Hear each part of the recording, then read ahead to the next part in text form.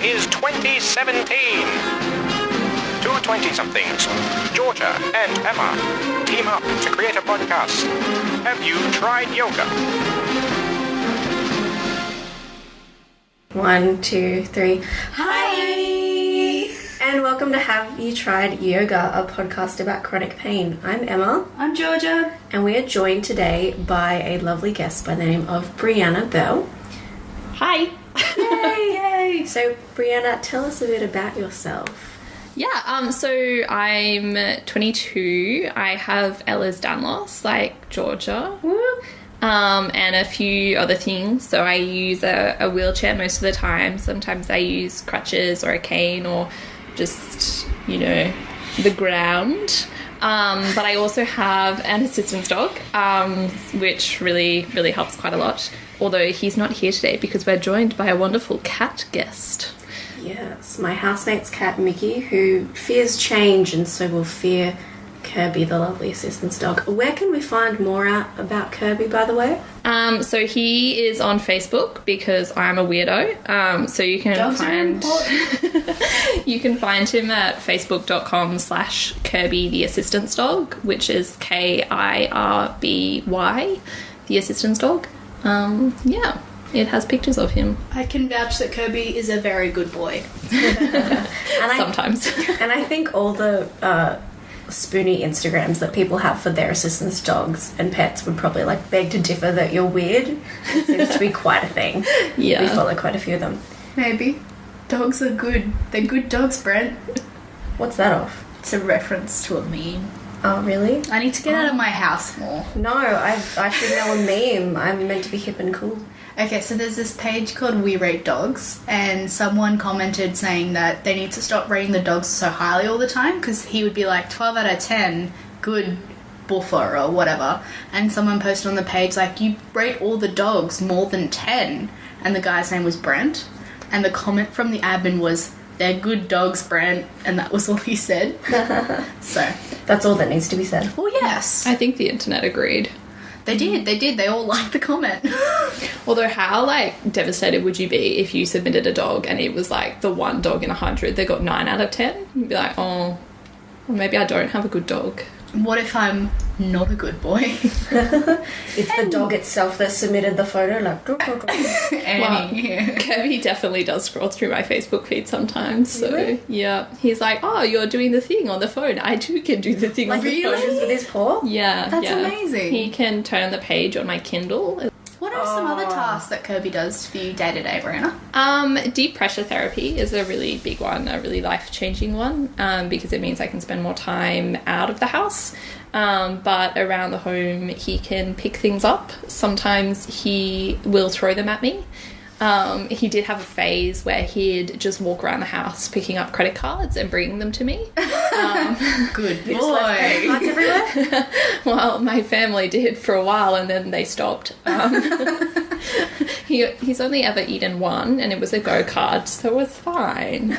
But yeah, it did make me feel like maybe I shouldn't take him out to a restaurant until we'd stopped that behaviour. Yeah, he's pretty cool. We're still working on tasks a bit because he's only been fully accredited for 2 months. And he has some opinions about whether he should have to do some of his tasks because he has favourites. But yeah, he's pretty good. Aww. Yeah. He sounds great. So we're not actually talking about dogs, sadly, for this whole episode. We are, in fact, talking about travel. Our title for this episode is Around the World in 80 Spoons.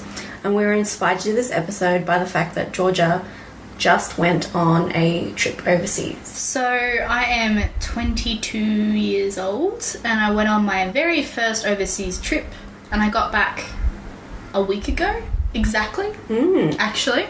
And I went to Japan for 2 weeks with my boyfriend Callum, and it was amazing. And I got really excited, and I was like, Emma, let's do a travel episode. And she's like, how about after you go overseas? And I was like, logic. That probably makes sense. So Yeah. we held back, and we're doing it now. Yeah, so later on in the podcast, we're going to talk about our collective, us three experiences when we've travelled overseas. But first we might go a bit over the history of travelling when in pain. So just a quick kind of disclaimer that when we're talking about travel is that obviously we have to acknowledge the fact that there's a certain economic privilege that comes Absolutely. from financially being able to travel overseas or even, I guess, like interstate or around your country, and then also the level of accessibility that's available. So just wanted to acknowledge that you don't have to feel bad if you've never travelled overseas. Like there are some lucky kids who have been able to travel overseas before they were 16 years old, whereas I only took my first real like adult overseas trip last year myself. That was after saving a lot. So don't feel bad if you haven't and you're listening to this and thinking, oh gosh, I could never afford to. I used to feel the same way because my family kind of travel, but I never really travelled overseas with them, and it took me longer than I would have liked to get to that economic standpoint that I'd saved enough that I could go overseas, and I fully am aware that not everyone's going to get there, so... But please stay along for the ride if you haven't managed to travel yet. I think we'll have some good laughs and be able to share some things, even if you haven't travelled yourself. And I think we hope we can still give you a good entertainment. At the least, it'll be an opportunity to laugh at us. Yes. Yeah. Absolutely. And then also, I don't know, a bit of, if you're not unable to travel, you can come along the stories of our travel and something trashy like that. And so on our Instagram and Facebook polls, actually, 75% of people who voted said that, yes, they had travelled overseas while experiencing pain. 25% had said no. So it's a bit of a majority there, but quite a lot of people haven't, and I think that's probably due, I guess, to age as well as economic factors. If you're quite young, obviously that's the time when people think, oh, you go on a gap year or you go travel, but obviously you need to have money to do that, and then being ill kind of impairs that a lot of the time. And a lot of the travel experiences that you have when you're young are things that you can be quite excluded from if you're still, given that a lot of chronic pain is sort of developing when you're in adolescence, just past adolescence, whatever. It can be quite unstable still, and so you don't know what to be able to expect. So studying abroad and things like that, even if you can maybe afford to, you don't know what your health is going to do in 6 months overseas or a month. I was afraid about 2 weeks of what it would do, so definitely 6 months would concern me. Oh my goodness. People with disabilities and pain have been travelling for longer than you might expect. So because, once again, every time we try and Google famous people with pain in movies, any kind of pain history, not a lot comes up. So we're going to be talking a lot about disability general access as well today that might not necessarily tie in with pain. So we'll be talking about people with disabilities a little bit more than we might usually. Yeah. That was a long way of saying that. That makes sense. It covered all the points. So, we've got 3 travellers we thought we might draw your attention to show that, it can be really hard to travel now, but hey, people did it in the 1800s, so... Which blows my mind that... Don't complain. No, yes, you can complain. You're allowed to complain. But wouldn't it have been like ships and stuff back then? Like, yeah, my I'm trying to God. imagining like wanting to travel even if you were healthy back then. I know. Like, let's go on a ship for 6 months to go to a country that's across the water. Yeah. Pass. I mean, only roughly one person towards the end of their life would have had a plane that they could travel on, and the third person could travel by plane. But the first person we're going to talk about really quickly is John Wesley Powell. He was an explorer and a geologist. He lived from 1834 to 1902. So, Old. Yeah. Kind of quite miss old. the airplanes there. Yeah. A little bit. just a tad. So he had a strong interest in nature and science even as a child, and he lost his right arm in the Civil War. So he was obviously American, and his dad wanted him to become a minister, but he was like, nah, mate, I'm gonna go and be a science professor and an explorer. And he was really interested in preserving Native American cultures, and he ended up founding the Smithsonian Institution's Bureau of Ethnology. So he ended up being able to travel quite a lot without a right arm and make his mark on the world. Yeah, back then that's a really big deal. In fact, it's probably inspiration porn big deal now. I mean, the idea that he survived losing his right arm then too would be quite interesting. And that he was Yes. able to have an education. Obviously, if his dad's a minister, he must have been well educated. And a white guy looking at Native Americans, we could say he might be a little bit of a problematic first person, but hey, he travelled, he fits the list. That works. It's okay, guys. He fits. Okay. So Emma was an angel and did research for me while I was overseas. So she took me to understand a little bit about a person called Dorothea Lange. Lang? I'm going to say Lang. Lang. Let's go Lang. So she was a photographer from, and she was born in 1895 and she lived until 1965. And she walked with a limp due to catching polio at the age of 7. And she said of her disability, I think it was perhaps the most important thing that happened to me. It formed me, guided me, instructed me, helped me, humiliated me, all of those things at once. I've never gotten over it and I am aware of the force and the power of it. Wow, that's really powerful and strangely applicable to myself, which is heavy. She spent her life travelling the world photography and mostly the disenfranchised, so she was a bit of an advocate as well as a photographer, and I think it's very powerful that, you know, you can acknowledge the humiliation as well as the power in disability, so I'm a bit of a fan of her. Anyway, on to Brianna. Who did you look into for us? I had a bit of a look at Frida Kahlo, who people probably know was best known for being a Mexican painter, but also had chronic pain. So she had polio as a child. She would have been about 6 or 7 when she got that. And that would have left her with chronic pain and probably chronic fatigue after that anyway. But then when she was a teenager, she was also involved in a huge traffic accident. And everyone thought she was going to die, and she was like really severely injured, as well as She got like impaled by a pole, hey? yeah, like straight through her pelvic floor and hip. Oh my god, I didn't realize it was that bad. Yeah, she's she a champ. dislocated a few joints, you know. It was, I felt, you know, a little bit of relation there, except I dislocate joints drinking coffee, so maybe slightly less traumatic. Impaled by a pole, Coffee. drinking coffee, what's the difference? Yeah, I mean, she you had know. like a full body cast for months, like... Oh my god, that's Yeah, hectic. she had like a month where she just didn't get to see anyone. So you can kind of understand after that how she went on to say that her painting contains in it the message of pain.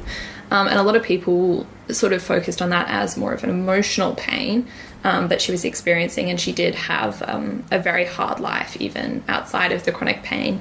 But she was pretty incredible, and she travelled through Mexico and the USA for her art, and she had a lot of artist friends, and she liked to champion the disenfranchised and throw a few stones at capitalism as well. Definitely. I think she also went to Paris as well at one point, Yeah. where her art was shown. Her art was definitely shown in Paris. I can't remember if she went with it or not.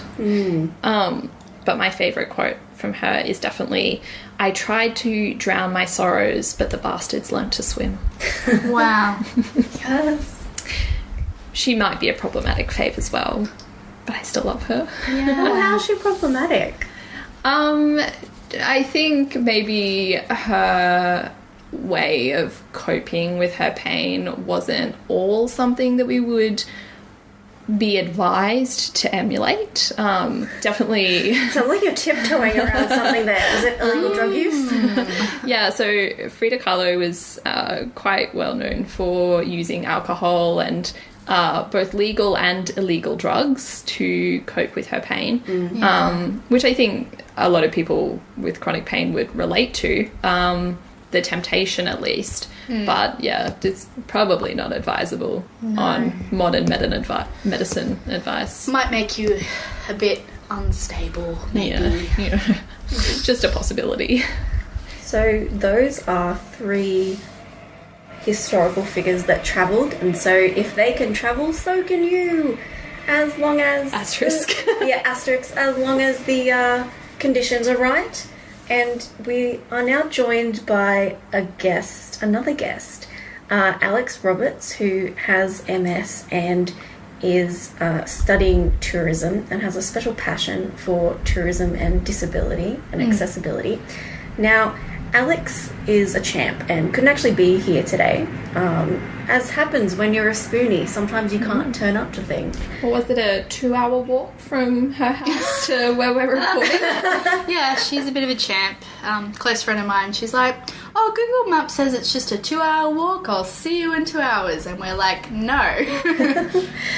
So she's actually sent us a written version of her answers to talk a little bit about some of the other issues within the tourism industry that we should be aware of.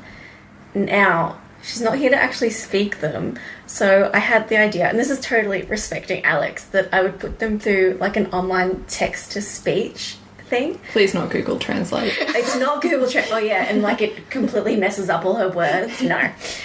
So we'll see how this goes. Yeah. It's not being disrespectful at all. I just thought it would be funny. Otherwise, To be someone honest, I think Alex will get a good laugh out of it. Okay, it doesn't sound anything like Alex. Alex is a much nicer speaker than Catherine, Australian English from Microsoft.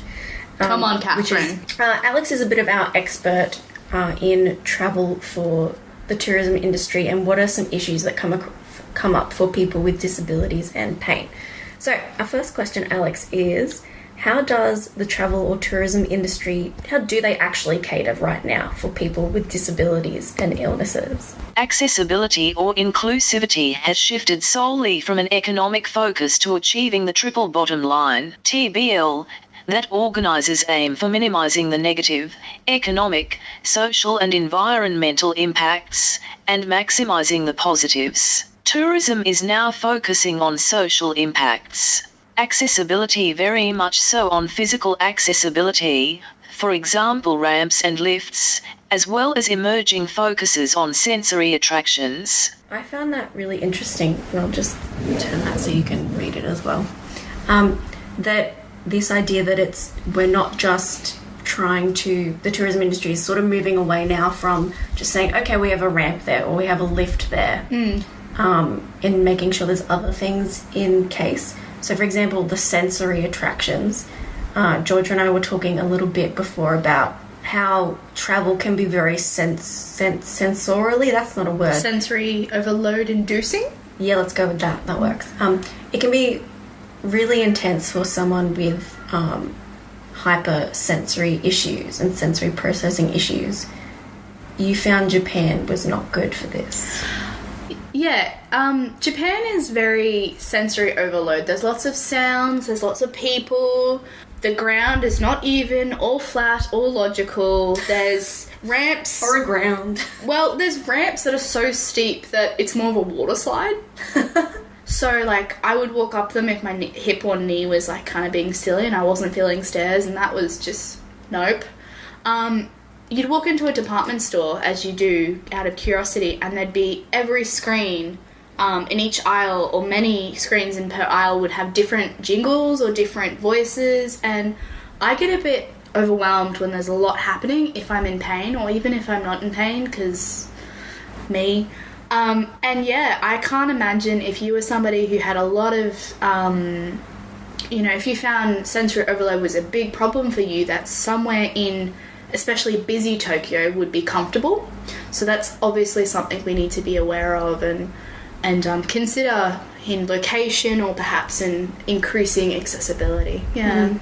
So it sounds like from what Alex said that there's starting to be more things available, I guess, in more developed countries. Of course, in developing countries, there's not going to be as much access. Well, we need to kind of get basic healthcare there, probably. Yeah. As a starting point. Recognising disabilities, the huge.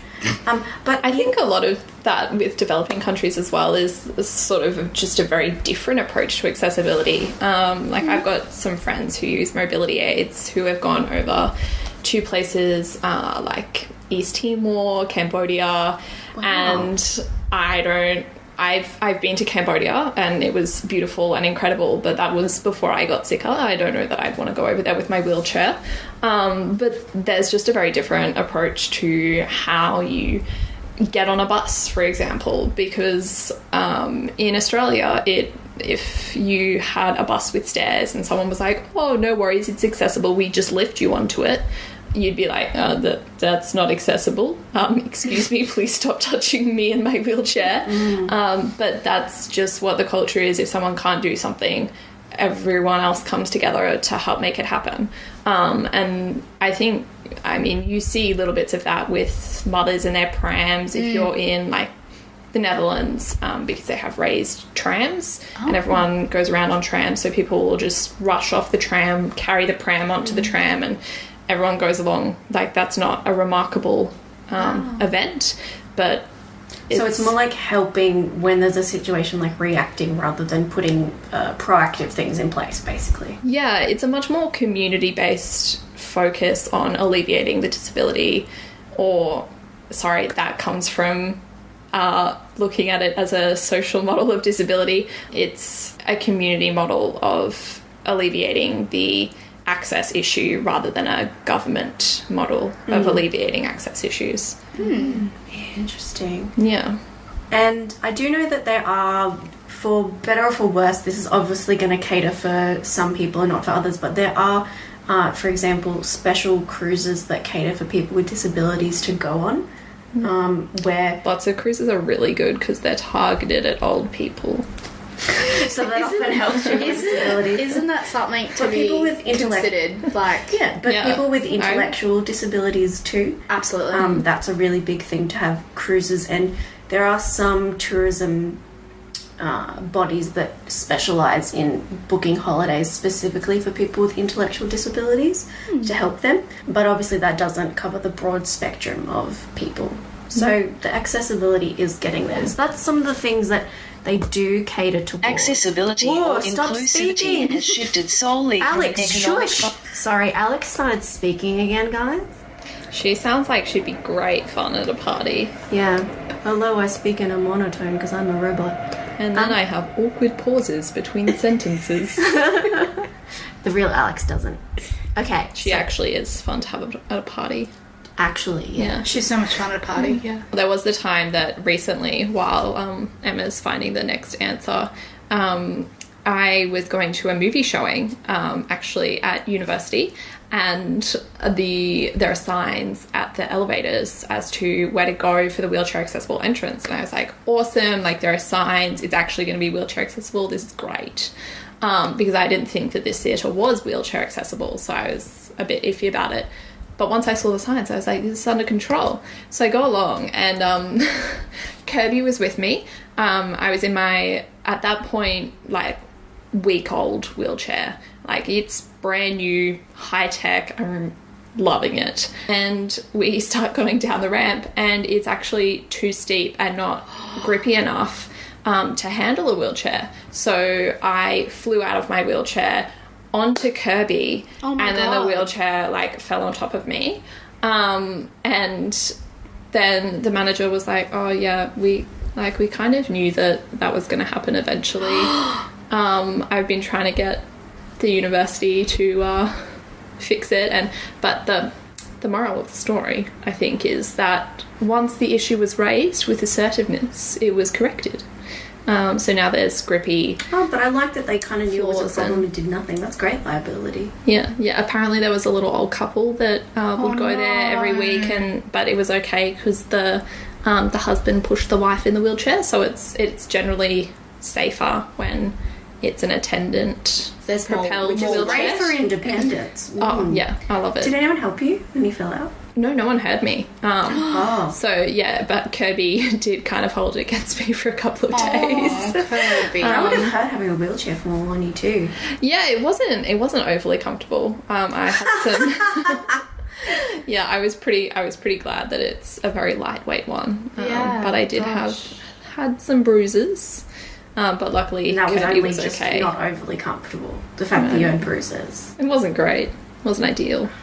God. Such a typical Spoony. Yeah, it's fine. She'll be right, mate. Okay, so our second question then for Alex is, how does the tourism industry and travel in general, how does it not cater for people with pain and disabilities? And this is probably the biggest area that we can all say, it doesn't cater for. So this is what Alex said. True accessibility and inclusivity attractions and environments, in my opinion, can only be developed if and when society has been well educated or been made aware of disabilities and illnesses in terms of what they are, who can have them, what do they or don't they look like, what limitations do disabled or ill people encounter or experience as a result. So that's sort of what you were talking before about the difference between like a social attitude and a government, or did you say model, a social model and a governmental model towards accessibility? Yeah, I guess Brianna. it's a difference between a social model of disability and a medical model of disability. Yes. Yeah. Yeah, so I'll be quiet because it's Brianna's turn to talk. No, it's okay. But my little 2 cents is the medical model is a little bit outdated at times because it's like you either have a disability or you don't. And that's it. That's, you know, like it's you are totally incapacitated or you're not, which is very much so not true. Yeah. So the medical model of disability sort of puts the burden of the disability on the individual who has a medical condition or a difference in their body, basically. Whereas the social model of disability is much more the perspective that all human bodies are different and society is set up to exclude or limit some of those variations from full participation. And that's, you know, not necessarily knowingly excluding, but that obviously does happen too. Yeah. Yeah, Absolutely. just being naive to the Yes. world. and Ignorance people is living it. bliss. Yeah, and I think this kind of transitions nicely into Alex's last statement about that travel is not only international. Travel is not only international, but happens almost every day. Driving, taking public transport, walking, local awareness, again in my opinion, must be improved first, and then it can move from community to community, culture to culture, country to country. So talking about how, you know, if we, for example, just thinking of, you know, an intellectual impairment, developmental disability, autism, we're only just starting to have, you know, a sensory Santa, or times where there's low sensory Environments. shopping environments, like is it Coles or Coles. Woolworths? Coles will now open up Certain stores for an hour a week, yeah. yeah, That all the lights are a bit dimmer and they turn the music off and they try and make sure staff aren't idiots yeah. to people. Yeah. So if that's only happening in the small steps locally, community-wise now, then we obviously, not that we shouldn't expect the tourism industry in a bigger scale for a country not to do that. I think it is possible, you just need the right sort of push. When I was researching for this episode, I found a lot about how, for example, the Lonely Planet Corporation, so like, you know, makes the travel guide books, they have a website, they do a few other things. They're sort of committed to making sure that their information has a lot more about accessibility in it. And there are places that are popping up, so tourism agencies that are popping up specifically for people with disabilities. You wanted to add something about Lonely Planet? Oh no, I was just going to say one of the hardest things if you're traveling with a wheelchair or with any like inability particularly, rather than, I'm going to say justice difficulty, but that comes from a frame of mind where I've gone from having difficulty to having inability, so it's not trying to minimize having difficulty, but where you can't use stairs, for example, it's incredibly difficult to find information about what is actually accessible without the use of stairs. So, for example, even in Australia, I went into a railway station in Melbourne, and that's fine, there's a ramp down on one side that's been retrofitted in next to the staircase. So I was like, cool, this is going to be wheelchair accessible, like it's one of the central train stations in Melbourne, you expect that to be wheelchair accessible. And I get through the tunnel to the other side of it, and it's just this huge flight of stairs up. There's nothing else. Like, you can get up to the platform, but you can't get to the other side of the station. So I had to backtrack all the way back, go back up the ramp, and then take, you know, this 1 kilometre detour to get to the other side of the train station. And it's just like, in a country like Australia, you can't get through a railway station in a wheelchair. It's a bit extreme. It would be very difficult or close to impossible to do such a thing in some stations in Japan as well. They do have elevators and they have travelators, so if you can stand but you can't necessarily do stairs, there are options. But if you are, you know, needing to use a wheelchair, or you're, as Brianna said, like just can't do stairs, cannot, Like it tires you, or you're too into much pain. or you're in a wheelchair and you cannot go on a travelator, that's a bad idea. Yeah. Escalators, no, lifts is what I mean, the rooms that move. Elevators. Elevators. Yes. They can be far and few between, and there's a lot of shops that don't have them. It's just they have to go up in Tokyo instead of on the ground. Everything is built upwards. So a shop, which looks really tiny from the first floor, turns out to be 8 stories tall, but it's all stairs. What store could you possibly be talking about, Georgia? What? You're not talking about your favourite supermarket? Your 8-story supermarket? Oh, do you mean the one that I was talking about, Mega Donkey? Yeah, you kept on raving about it. Mega Donkey has lifts. Oh. I'm My sorry, there's a apologies. store called Mega Donkey. Yeah, and it sells everything. Donkeys? No donkeys. It sells groceries. Yeah, it's I amazing. feel misled. It's like Japanese Walmart. Honestly, it has like furniture, it has like mattresses, it has bags and groceries and kids' toys and adults' toys, neither kids' Japanese toys. Aldi. Yeah, but like, does Aldi sell adult toys? The aisle beside kids' toys? No. I don't think Aldi sells adult toys. I don't Well, think that's their market. In Japan, they are everywhere. But anyway, it had lifts, but music stores and like little boutiques. No lifts. So why don't we move that then to talking about our own experiences with travel and what's been good and what's been bad. Yeah. And one thing that when you were talking about Japan that instantly came to mind, especially with wheelchairs, is when you're traveling, I mean, I guess as a Western traveler, what do we say?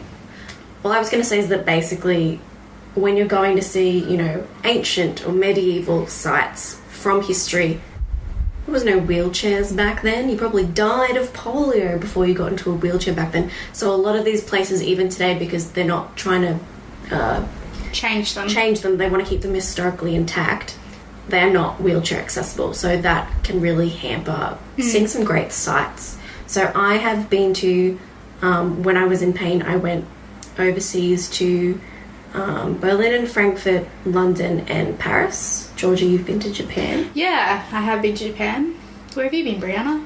I, at varying degrees in pain, I've been overseas to a few countries in Europe. I spent a few days in Canada, and I spent about a week in New Zealand.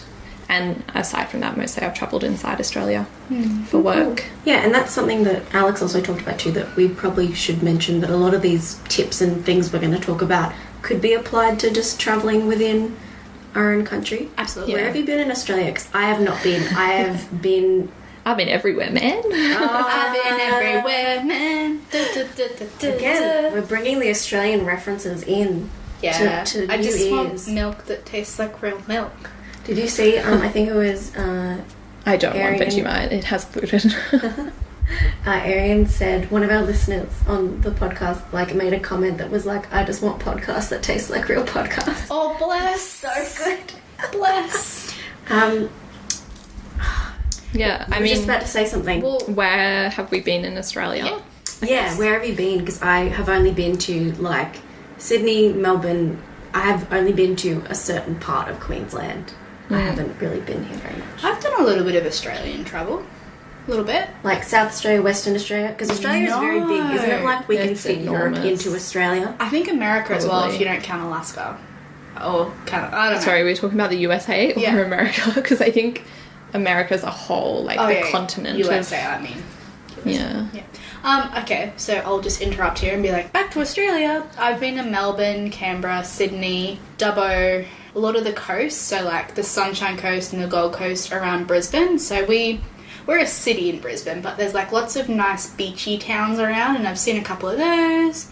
Been to Byron Bay and Coffs Harbour. So they're all kind of like big cities and little cities. And when I travelled Australia, I was quite young, so none of my issues had come up yet, so it wasn't something I ever had to consider. What about you, Brianna? I've as an adult, kind of, been to every capital city in Australia. Wow. Work, yes. I worked with a youth organisation that ran events in rotating capital cities. So over a period of a couple of years, I got to work my way around, and my family was big into road trips. So we did a lot of pretty much everywhere except for like Western Australia, because road tripping in Western Australia is a recipe for disaster. And we didn't get down to Tasmania with our road trips. Tasmania would It's be amazing. really beautiful. The cold is very good for pots, so I did love that. But I really love Canberra because it's the most... I always get really weird looks when I say that I love Canberra, but it's the most accessible city that I've ever been to because it's so All the new. roundabouts. It's all the so roundabouts. It's flat, like geographically, Yes. I guess. Like it is just a flat city. But so are other cities like The Hague in the Netherlands is a really flat city as well. Everyone cycles everywhere. So that's kind of good, but because Canberra's all such new buildings, relatively speaking, I mean, everything in Australia is new buildings, relatively speaking. But it's a wonder for wheelchair accessibility. Canberra's very geographically spaced out. So I feel like just as a kid I can remember like the aisles and shopping centres were so wide. Yeah. Because They had so much room because Canberra was a brand new city built for politicians basically. It's our capital. It's our capital of the whole Not country. Sydney. It's Not Sydney. our Sydney is not political our capital. It should be our capital. Righto. I think New Melbourne South- disagrees. Yeah. Melbourne is pretty nice. Yeah, well, it was more of a historical joke. Melbourne really? Because got really Melbourne angry. and Sydney had a fight over who was going to be the capital city, and then they were like, we'll put one halfway between them. It's not halfway And- between them, I mean, but I that's have a okay. history degree. It's fine. I knew. They were going to call Canberra Melbourne or Sydney. I don't know. They were going to combine Sydney and Melbourne, but then they're like, let's call it Canberra because it means meeting place in one of our native languages. I can't remember which one. But yeah, it means meeting place. Interesting.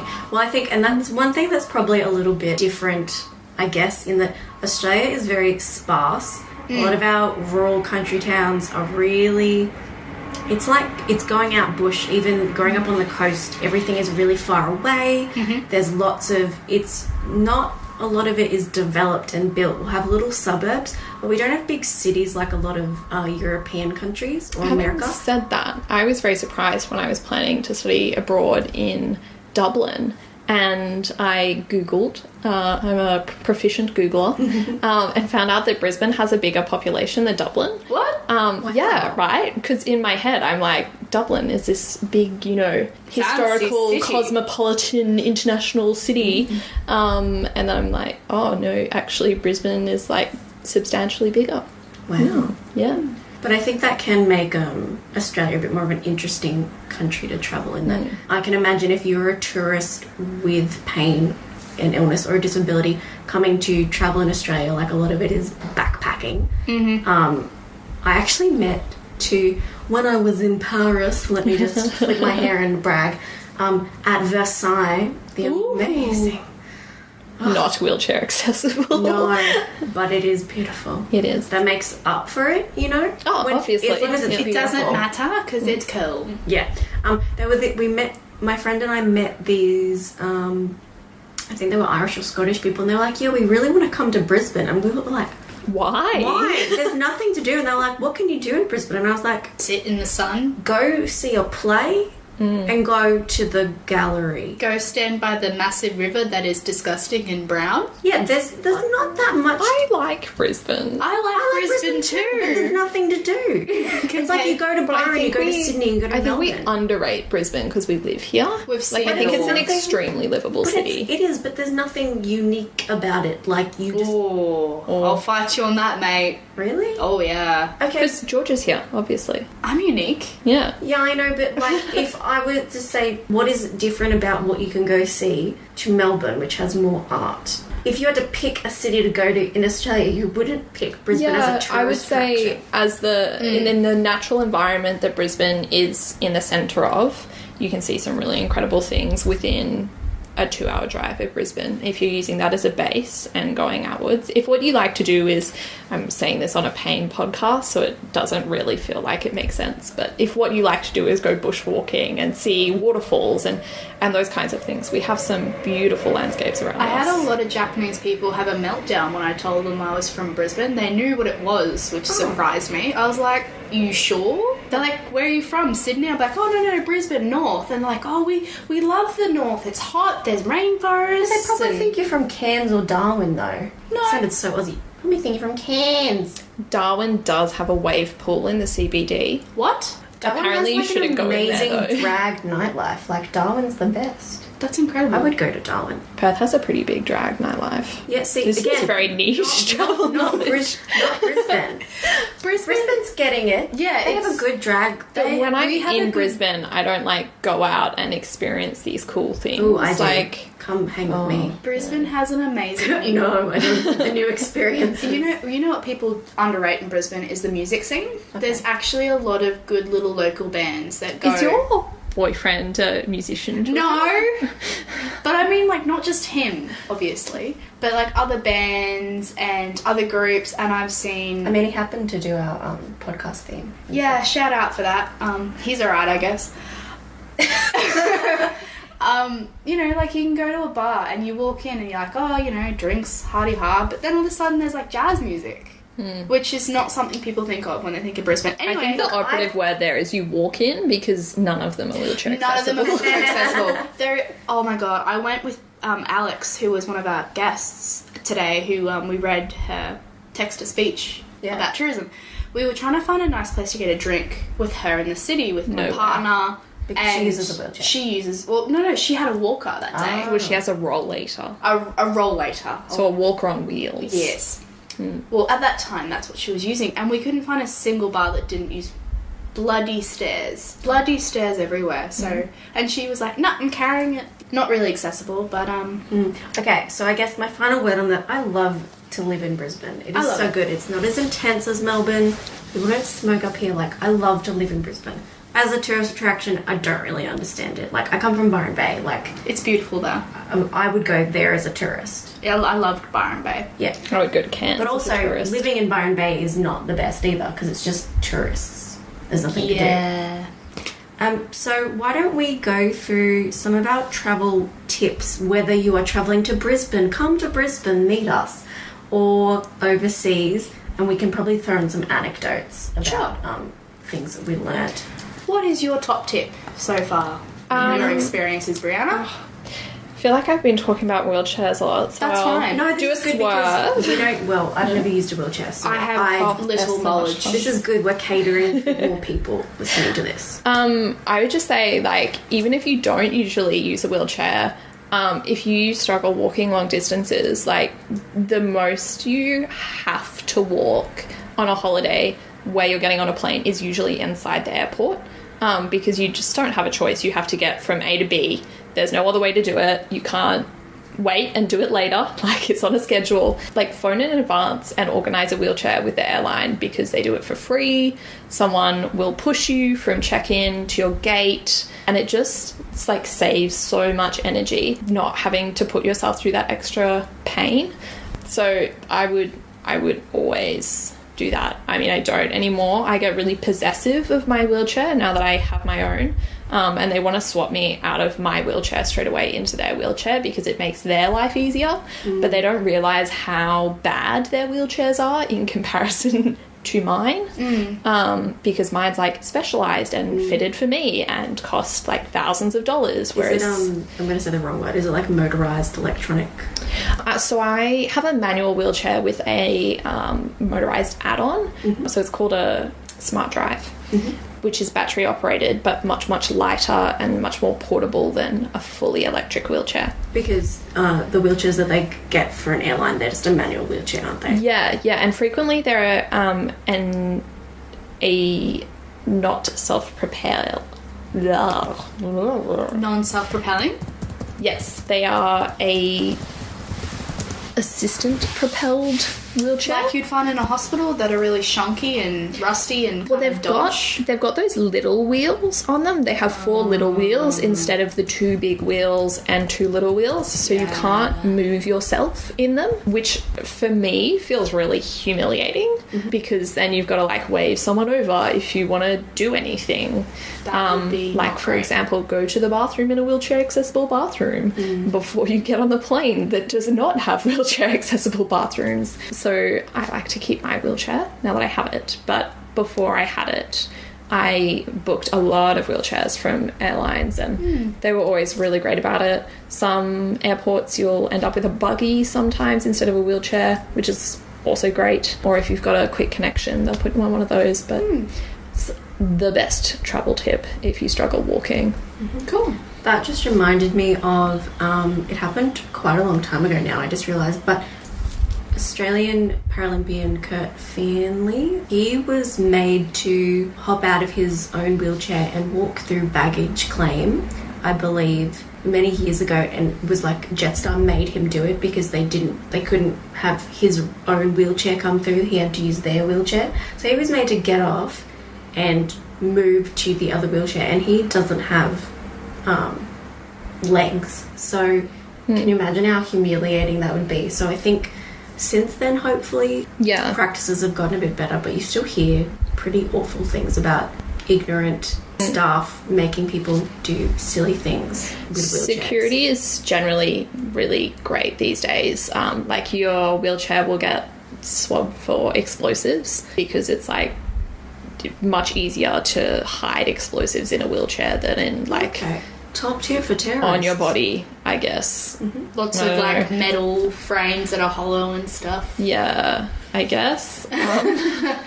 I've never had a problem with that test personally, so yeah, I'm pretty okay with that. If it makes flying safer or it makes people feel safer while flying, I'm fine to get my wheelchair tested. But they've gotten much better at being willing to let you make the decision as to whether you want to stand up and walk through the metal detector or whether you want to stay sitting and be patted down. For me, that depends a lot on what type of pain I'm experiencing on a given day. If I've got a lot of allodynia, then I don't want someone patting me down because that's going to hurt a lot. But if I've got a lot of back pain or a lot of neuropathic pain in my legs, then I probably can't walk through the security. So it's good that they give you that choice now. And I've only had one situation where I've had to, for security reasons, change wheelchairs. And that was a couple of days after there had been a foiled terror plot involving a wheelchair,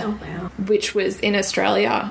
There was the big hullabaloo in the first half of the year, I think, first half of 2017. And New Zealand, I was travelling to New Zealand and they'd put in place a emergency restriction that wheelchairs weren't allowed on airplanes. Wow. So I had to transfer into the airline's wheelchair to get onto the plane while they scanned my wheelchair and put it in the hold.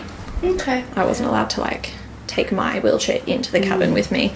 So that was kind of a bit of, I guess, an emergency situation, which sucked. Yeah, exactly. It was like a panic response to something. They hadn't had chance to consult and put together a more sustainable approach to it, I guess. So always take a doctor's letter with you that explains exactly what your medication is and what you need it for. Have a copy in your suitcase and in your carry-on, so it's with you at all times, so like whatever handbag you've got.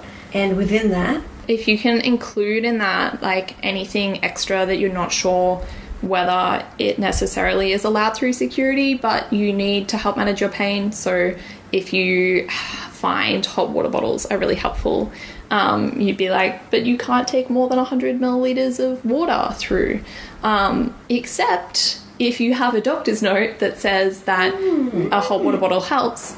9 times out of 10, they'll let you take a full hot water bottle through security. They'll just stick it through the scanner, make sure that there's nothing hinky in there, and then you get it back and you can go on your merry way in less pain than you otherwise would be without it. so does the plane like let you microwave the pour hot water into the water bottle? Sometimes. That just depends on your flight attendants. But usually you can find a store on the other side of security that'll top it up for you just before you get on board. And I've found that people are generally really helpful for that. That was actually the one time that I ever had someone assume that my wheelchair was for pelvic pain, was when I was asking for a hot water bottle refill just before I got on the plane. And my wheelchair isn't for pelvic pain, but like I just really liked that they recognised that it could have been. That's really nice. Yeah. The other thing that's actually really good is to do a bit of research on the laws of the country that you're going to. Obviously, you should always be aware of the laws of the country that you're travelling to, but it's particularly relevant for spoonies with medication. And for chronic pain, there are some countries that even if you have a doctor's prescription and a doctor's letter, you're not allowed to have certain opiates. So if you go to, for example, the UAE, if you go to certain airports there and have a stopover, you can have your codeine confiscated and you don't get it back. So that could make for an uncomfortable flight home or a really bad holiday if you're on your way to the holiday and now don't have the medication you need to keep going. That is really good advice. That's something that I didn't even really look up too much when I went on my holiday. I learned that when a friend went for a holiday in the Middle East and was travelling around and had all her, it was combined paracetamol and codeine, and she had it all confiscated and just had to go the next 20 days without. And luckily she wasn't taking it regularly, she was taking it as a breakthrough pain relief. But when you're traveling, you have a lot of breakthrough pain, especially if you're doing things like walking through ancient villages With no ramps. or climbing sand dunes. And she was like, wow, I climbed that sand dune and now I'm really sore and I can't do anything about it. So check the laws. It's funny, I went through customs in Australia and through Japan, and literally every time they looked at me silly when I showed them the letter saying I could have my tramadol. And go, what are you waiting for? Just walk through. Like, it was bizarre, and no one looked through my medication case. They did not care. Yeah, I never had anything looked at or checked. But I was afraid. But it made me New Zealand. I was made me afraid. feel really Like, about it. I was really afraid that people would be like, what's this? What's that? No one cared. Well, it depends on the country you're going to, and also it kind of does depend a lot on what you look like. Yeah, we're all white women. Yeah. And like we're all relatively affluent, well presented. I mean, I don't know that affluent is the right word, but like we're from quite privileged backgrounds, and we present ourselves fairly well most of the time. You should see me in the morning. Yeah, well, Kirby got excited the other day because I put on not pajama clothes. Woo! His whole body was wagging with excitement. I was like, oh, what does this say about me? He thinks we're going outside for once. But security does judge those things, so it's worth being prepared. Yeah, definitely. So let's go through some more tips. The first thing I thought of when I was starting to plan my overseas trip is I do not want to get sick in the plane. I always get sick when I'm in planes. I have really bad ears ringing and hurting and popping, the sinus issues. I always get aching legs. I did not want to get, people always say, you get sick on planes. And one thing that I found out through researching is that the myth that you're all breathing the same air for hours and hours is actually false. That's not all caught in the plane. There are ventilators and new air comes and goes. The way you get sick on planes is you are touching the same surfaces that other people have touched, and they can't clean every inch of them between flights. So that is how, by not washing your hands and by touching dirty surfaces, that is how you get sick. So my number one tip, and I did not really get a cold. I think I started to sniffle a bit in the last couple of days of my trip, but I did not get sick because I was really diligent about bringing wipes with me, and I wiped down the seat handles, the seat belt, anything like the tray table, anything I touched, I wiped down, and then I also used antibacterial.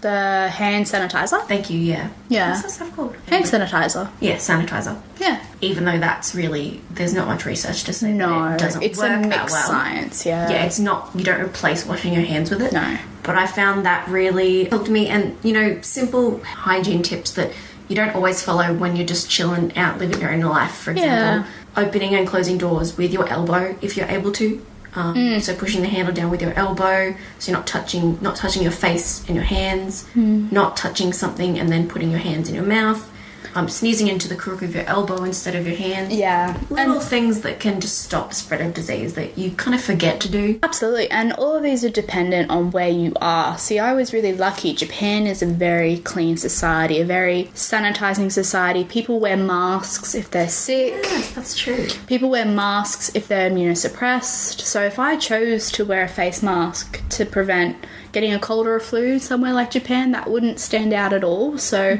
it depends where you are. For me, I did the hand sanitizer. I considered wiping down surfaces, but I chose not to out of laziness. I would say if you have any kind of autonomic system issues like your heart or your blood pressure, or as Emma said, sinuses and your ears, to talk to your doctor about how a plane might affect you. For me, it definitely hurt my sinuses and my ears, and I felt really run down getting off the plane because I feel like the plane pressure in the cabin did affect the way my autonomic system ran. It really made my legs ache really badly. And that doesn't mean that you're necessarily virally sick or bacterial sick. The other thing for me, if you experience pain, be prepared going from a very cold country to a very hot country or vice versa. It may set off pain episodes. I know for me, leaving from, 1 degree Celsius Tokyo to 30 degrees Celsius Brisbane definitely really made me feel ill. The heat of Brisbane. The heat of Brisbane. Like my body forgot kind of thing. And that's really... Thanks, Mickey the cat, for making that loud noise. That was a great interlude. Ralph's done it. Anyway. Yeah, that's true. But on the opposite side, cold hurts my body. Cold can hurt my body, but I was so hecking rugged up and we were moving so much that I was keeping my joints warm. But abdominal pain, yeah, if I was on my period overseas in a cold country, oh God. Oh, that's probably another good tip, is that if you do have periods and you are able to, plan around so you don't have your period while you're traveling. If you can skip it. Yeah. If that's something you can do. I breakthrough bled while I was over there because of course I did. Of course, Murphy's Law. And so taking some things like extra pads or extra liners. I packed so many pads on the plane because I was convinced. Sorry, Mickey the cat is just scratching in the background and it's kind of funny. I packed so many extra pads and tampons with me on the plane because I was convinced I'd get breakthrough bleeding. The one place I couldn't go buy extra supplies. Like, okay, you're in a country that's foreign, that's kind of scary, but at least you'll know that a 7-Eleven will probably have pads for maybe a very expensive price, but they'll have them. Don't know if a plane is quite the same. So my carry-on baggage on the plane had like 5 pads and a couple of tampons and some wipes and everything, like in case. Yeah, I think the I'd hate importance to of be stuck. stocking up a little bit more than you need to is Yeah, really important. but also not so much so you're hurting your body if you struggle with heavy things, carrying them. And when you were saying before about how in Japan it's quite common for people to wear those masks, apparently I know lots of spoonies wear them all the time and you can get really lovely patterned ones. Gorgeous apparently ones. though, to make sure that they are effective is that you actually need to change them every couple of hours. They're going to stop being effective.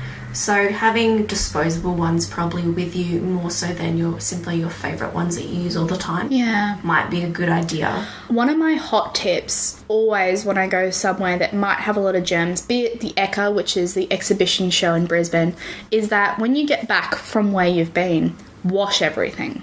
I washed my coat, I washed my scarf, I wiped out Emma's suitcase with antibacterial wipes, Because I lent her my beautiful suitcase. It was incredible, and I am indebted to her 4-wheeled suitcase, and I will buy one when I have money one day. But I was taught by my mum and my sister, who both are very maternal and smart when it comes to germs, to wipe things down or put them in the washing machine when you can, obviously. It took me a week, but I had them in... I had all my washing... This is when you returned. Yeah, I had all my washing quarantined, so to speak, in my bathroom, not worn or put on my bed or anything like that. in case it had some yucky stuff on it. So the last few advice tips are ones that we can go over a little bit quickly. So always trying to stay as hydrated as you can. Drink lots Yes. of water because, traveling can dehydrate you. Absolutely. Planes dehydrate you. Planes dehydrate you, yeah. I could not drink enough water on the plane. And as Brianna mentioned before, you're only allowed to have a certain amount of liquids with you on the plane.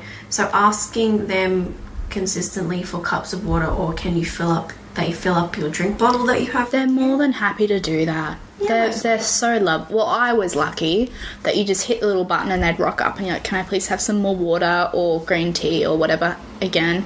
And they just giggle away and fill it up. So don't be afraid to ask for water. Have a lightweight suitcase. So before I went on my overseas trip, I bought a new suitcase, and prior to that, the only suitcases I owned were probably 15 years old. Yeah, and same. my suitcases, investing in a new suitcase was really important for me because I don't really know how to describe this without it being in front of you, but being able to not have to drag the suitcase but roll it beside you With 4 wheels. with 4 wheels and roll it beside you so that it's kind of like you're pushing it alongside you, Not dragging. not dragging, was really helpful to stop fatigue. It and stopped me sore from muscles. dislocating my shoulder. I will admit, Callum, my partner, bless him, did still carry my suitcase and his suitcase a lot if we were walking really far, but I was able to push the suitcase rather than pull it, which was much better on my joints. The last tip I have is that if you are not going to be traveling alone, if you're going to be traveling with someone, really think about who you are traveling with. Absolutely. And make sure they are someone who is interested in the same type of holiday as you. Yes. A long time ago, I had actually planned to go live in London with, to go teach in London. That plan fell through, and that's okay because it's led to different career things for me. And when I was planning to live in London, I was planning to go with someone who is the life of the party and loves beautiful soul, but I enjoy like a cup of tea and like A nap. and watching Netflix, whereas she'll want to go out clubbing and just be up a bit more. And so if I were to travel with her, it would be so much fun. We'd get along, but I would be tired all the time. So I ended up going to my overseas trip at the end of last year, start of this year, with someone who was on the same track. We wanted to go have tea, and then we wanted to nap. And we planned our holiday so that we had enough breaks in between things. The Absolutely. one day we tried to do 3 things. We were both ruined by the end of it.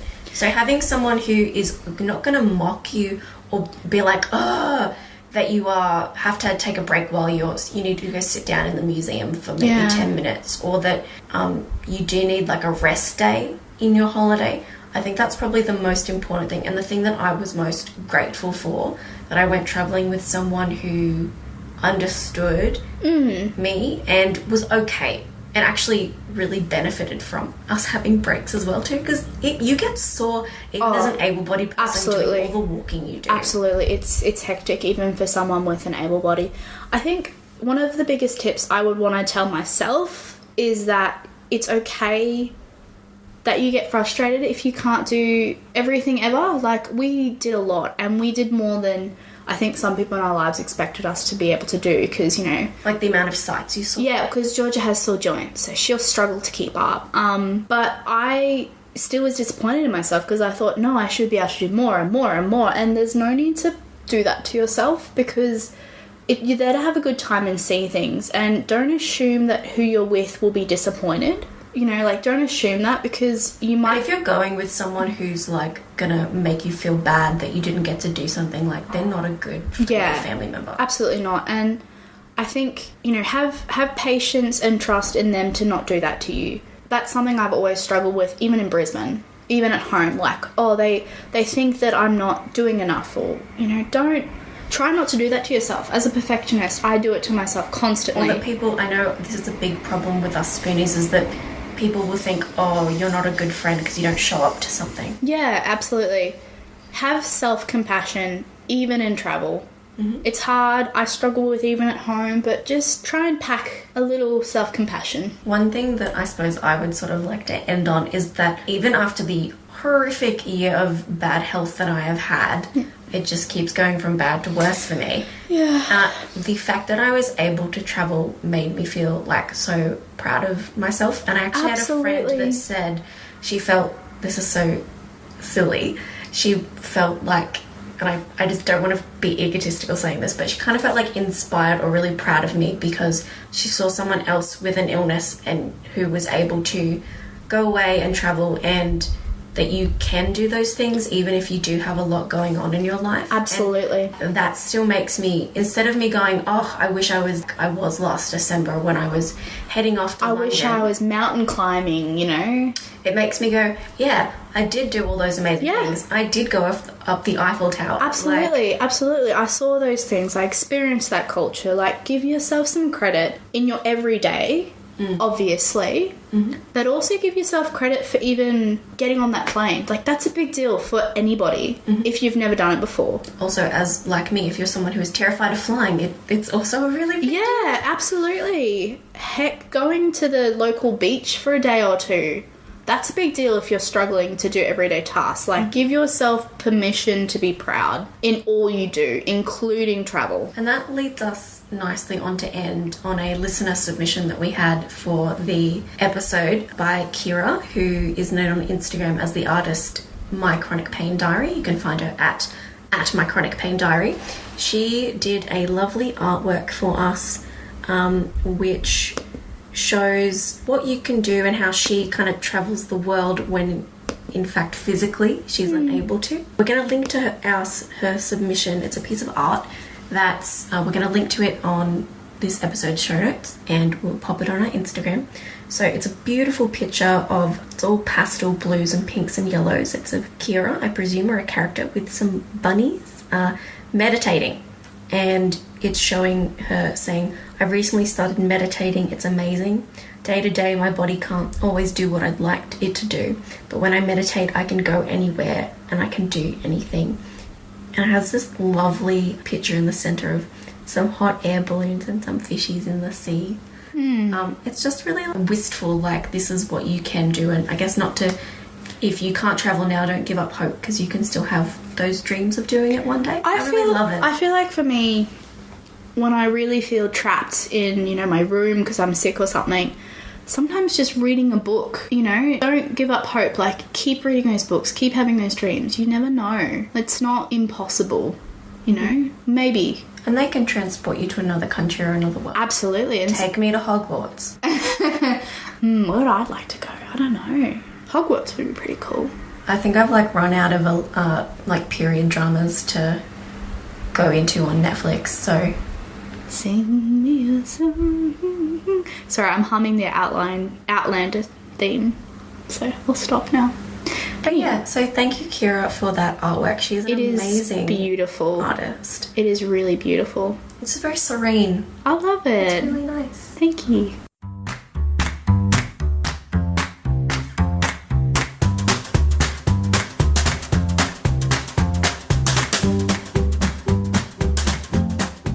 Thanks so much for listening, guys. This has been episode 5, Around the World in 80 Spoons. Thanks, Brianna, so Thanks much for having me, guys. It was fun. Yeah. Thanks to Alex at home for her comments. They were really helpful. I hope you didn't mind us using text-to-speech. If you do, too bad, we just did it. Yeah, hit us up on the socials. You can find us on Have You Tried Yoga on Instagram and Facebook.